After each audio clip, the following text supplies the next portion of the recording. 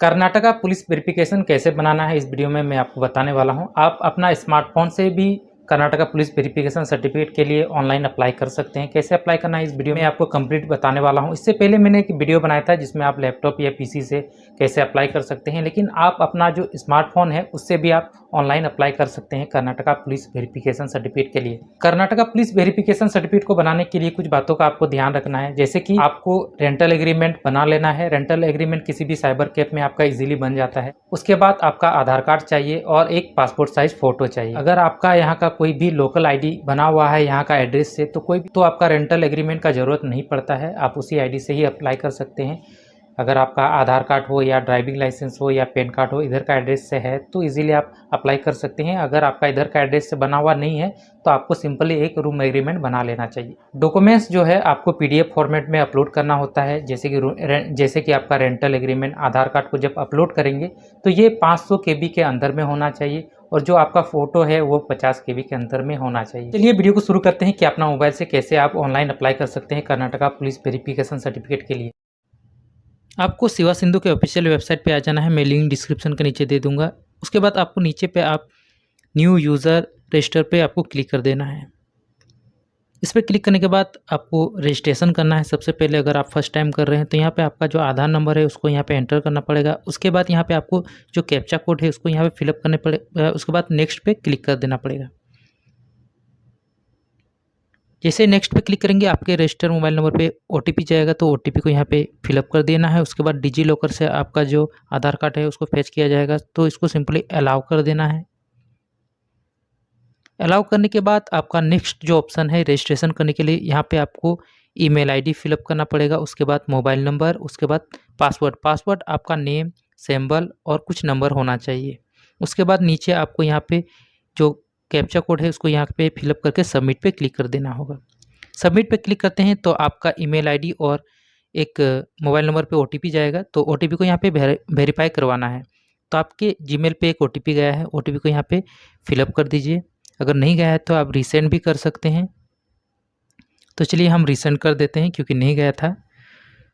Resend करने के बाद आपका OTP को यहाँ पे फिलअप करके साइट पे कहीं भी आप क्लिक करेंगे तो आप देख सकते हैं वेरीफाई हो चुका है जीमेल का। अब बात है कि मोबाइल नंबर पे OTP, तो OTP मोबाइल नंबर का भी यहाँ पे फिलअप कर देते हैं। तो दोनों के दोनों OTP वेरीफाई हो चुका है। वेरीफाई होने के बाद वैलिडिटी पे क्लिक करना है। तो आप देख सकते हैं यहाँ पे सक्सेसफुली जो है रजिस्ट्रेशन हो चुका है। अब हम शिवा सिंधु में अपना अकाउंट को जो है लॉगिन कर सकते हैं। तो लॉगिन करने के लिए फिर से शिवा सिंधु ऑफिशियल वेबसाइट पे आएंगे। यहाँ पे आपका जो यूज़र आईडी है उसको यहाँ पे फिलअप कर देना है। नीचे पे OTP और पासवर्ड, तो यहाँ पे अपना पासवर्ड फिलअप कर देना है। उसके बाद कैप्चर कोड को फिल करके सबमिट पे क्लिक करना है, तो आप ऑटोमेटिक लॉगिन हो जाते हैं। इस प्रकार से आप लॉगिन हो जाते हैं। इसको हम डेस्कटॉप मोड में कर लेते हैं ताकि आप लोग को और अच्छा लगेगा, क्योंकि मोबाइल से कर रहे हैं तो डेस्कटॉप मोड में कर लीजिएगा तो आपको भी आसानी होगा। तो डेस्कटॉप मोड में करने के बाद कुछ इस तरह का आता है। आपका लॉगिन होने के बाद ऊपर में आपका नाम भी आता है, तो यहाँ पे आप अप्लाई फॉर सर्विस पे क्लिक करना है। उसके बाद व्यू ऑल अवेलेबल सर्विस पे क्लिक करना है। इस पर क्लिक करते ही कई सारे ऑप्शन आपको यहाँ पे दिखाई मिलेंगे। तो आपको यहाँ पे कॉर्नर पे सर्च वाला जो ऑप्शन है उस पर क्लिक करना है। वहाँ पे आपको पुलिस वेरिफिकेशन टाइप करना है और सर्च कर देना है। जैसे आप सर्च करेंगे तो आप देख सकते हैं सेकेंड वाला जो ऑप्शन है उस पर police verification certificate for job के लिए आ चुका है, तो वो सेकेंड वाला ऑप्शन पे आपको क्लिक कर देना है। तो इस पर क्लिक करने के बाद आपका फॉर्म खुल के सामने आ जाता है इस प्रकार का। तो इस फॉर्म को आप फिलअप करना पड़ेगा। फर्स्ट में आपको यहाँ पे सर्विस रिक्वेस्ट पे आपको सेलेक्ट करना पड़ेगा। यहाँ फर्स्ट वाला जो ऑप्शन है एंटीसीडेंट ओनली, तो इस पर आपको सिलेक्ट कर लेना है। सिलेक्ट करने के बाद आप देख सकते हैं साइट पे 450 आपको पे करना पड़ेगा। यहाँ पे नाम ऑटोमेटिक आपका फैच होके आ जाता है, तो आपको सिर्फ यहाँ पे फ़ोटो अपलोड करना है। तो चूज़ फाइल पे जाएंगे। चूज़ फाइल पे आप पे जहाँ पे भी फ़ोटो को साइज करके रखा है ये 100 KB के अंदर में ही होना चाहिए, तो उसको अपलोड कर दीजिएगा। उसके बाद आपका जो डेट ऑफ बर्थ है उसको यहाँ पे आप सेलेक्ट कर लीजिएगा, मंथ, ईयर और डेट। इसको सेलेक्ट करने के बाद आपका साइट में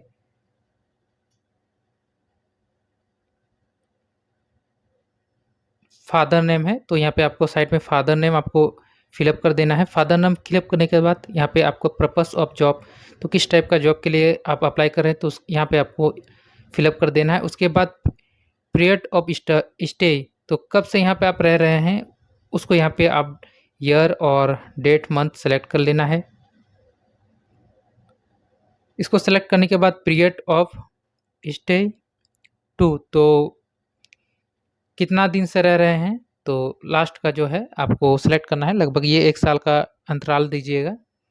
तो दोनों डेट सेलेक्ट करने के बाद फिर आपका आता है यहाँ पे प्रेजेंट एड्रेस। तो आप बेंगलोर में जो रूम एग्रीमेंट में आपका एड्रेस है, तो रूम नंबर, विलेज नेम, उसके बाद आपका जो सिटी है, जैसे कि बेंगलोर सिटी है तो यहाँ से आप सिटी सेलेक्ट कर लेंगे। उसके बाद सिटी सेलेक्ट करने के बाद पुलिस स्टेशन, ये ज़रूरी है। तो आप कौन सा पुलिस स्टेशन में पुलिस वेरिफिकेशन सर्टिफिकेट बनाना चाहते हैं, तो उसी पुलिस स्टेशन को सिलेक्ट करना है। उसके बाद आपका पिन कोड यहाँ पे फिलअप कर देना है और मोबाइल नंबर और ईमेल आईडी। उसके बाद परमानेंट एड्रेस में नो ही रहने दीजिएगा। उसके बाद यहाँ पे परमानेंट एड्रेस आपको नीचे फिलअप करना है। आपका आधार कार्ड में जो है मकान नंबर, विलेज और स्टेट आपको सेलेक्ट करना है, जिस स्टेट से भी आप बिलोंग करते हैं। उसके बाद आपका डिस्ट्रिक्ट सेलेक्ट कर लेना है, जो डिस्ट्रिक्ट से आप बिलोंग करते हैं।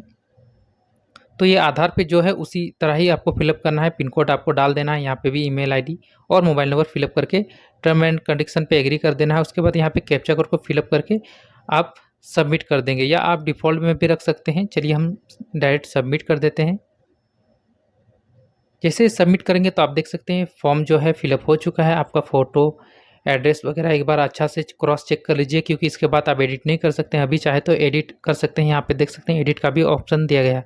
तो अब एडिट अगर सभी सही है तो आप अटैच एनेक्चर पे आपको क्लिक करना है। इस पर क्लिक करने के बाद अब आपको यहाँ पे क्या करना है, डॉक्यूमेंट्स अपलोड करना है। जैसे कि एड्रेस प्रूफ पे आप सेलेक्ट करेंगे तो यहाँ कई सारे ऑप्शन है, तो आपको रेंटल एग्रीमेंट सेलेक्ट करना है, क्योंकि आपका लोकल आईडी तो नहीं होगा, इसीलिए रेंटल एग्रीमेंट सेलेक्ट करने के बाद यहाँ भी चूज़ फाइल पे जाएंगे और रेंटल एग्रीमेंट का PDF जहाँ भी जो भी सेव करके रखे हैं उसको यहाँ पे आप सेलेक्ट कर लीजिएगा। उसके बाद सिंपल सा सेलेक्ट करके अपलोड कर दीजिएगा। उसके बाद आइडेंटिटी प्रूफ में आपका आधार कार्ड दे दीजिए, पैन कार्ड, वोटर कार्ड, इसमें से जो भी है आपके पास वो आप दे सकते हैं, जिसमें आपका जो परमानेंट एड्रेस है वो है।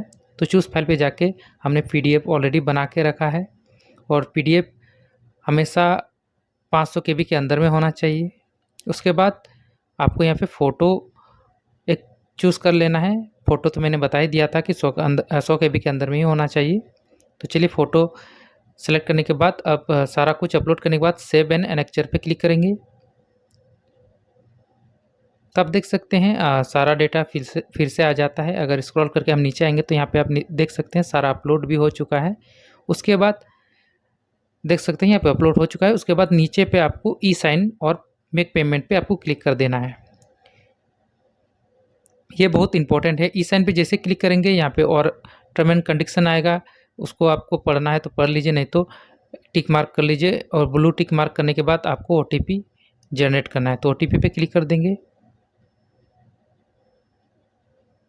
तो आपको ई साइन के लिए यहाँ फिर से टर्म एंड कंडीशन पे टिक मार्क कर लेंगे। उसके बाद आपका जो आधार नंबर है उसको यहाँ पे आपको फिलअप कर देना है। उसके बाद सेंड OTP पे क्लिक कर देना है। आपके आधार रजिस्टर्ड मोबाइल नंबर पे OTP जाएगा, OTP को यहाँ पे डाल के वेरीफाई OTP पे क्लिक कर देना है। उसके बाद आपको मेक पेमेंट का ऑप्शन मिलेगा, तो इस पर क्लिक कर देना है। जैसे हम पेटीएम से पेमेंट करेंगे तो पेटीएम सेलेक्ट करेंगे। यहाँ पे 2 ऑप्शन है, तो चलिए पेटीएम से ईजी होगा। उसके बाद मेक पेमेंट पे क्लिक करना है। 450 का आपको पेमेंट करना है, तो आप स्कैन करके यहाँ पे आप पे कर सकते हैं UPI के माध्यम से। पे करने के बाद इस तरह का पेज जो है वो नुल हो जाता है। तो फिर से आपको यहाँ पे यूज़र ID और पासवर्ड डाल के कैप्चर कोड को डाल के यहाँ पे सबमिट पे क्लिक करेंगे। तो आप देख सकते हैं ऑटोमेटिक यहाँ पे आ चुका है जो एक्नॉलेजमेंट नंबर है, यानी कि रिसीविंग नंबर है। यहाँ पे नहीं आएगा तो आप स्टेटस से भी जाके आप ये PDF को आप डाउनलोड कर सकते हैं। इस तरह से आपको अप्लाई कर लेना है। उसके बाद इसका जो एक्नॉलेजमेंट लेटर रहता है, इसका जो रिसीविंग रहता है, उसको आप प्रिंट आउट ले लीजिए। प्रिंट आउट लेने के बाद आपको पुलिस स्टेशन बुलाया जाएगा, आपको कॉल आएगा, आपको जेरोक्स लेके जाना है, जैसे कि आपका रिसीविंग और रेंटल एग्रीमेंट, आधार कार्ड और फोटो, ये सारा कुछ आपको ले जाना है। जैसे ही आप पुलिस के पास जाके वेरिफिकेशन करके आ जाते हैं, आपका जो कर्नाटका पुलिस वेरिफिकेशन सर्टिफिकेट है वो आप ऑनलाइन डाउनलोड कर सकते हैं। उसके लिए मैंने एक अलग से वीडियो ऑलरेडी बना के रखा है, जाके आप चैनल पे देख सकते हैं। आई होप ये वीडियो आप लोग को अच्छा लगा हो, तो चैनल को सब्सक्राइब कर लीजिएगा, लाइक कीजिएगा और अपने दोस्तों के साथ शेयर कीजिएगा।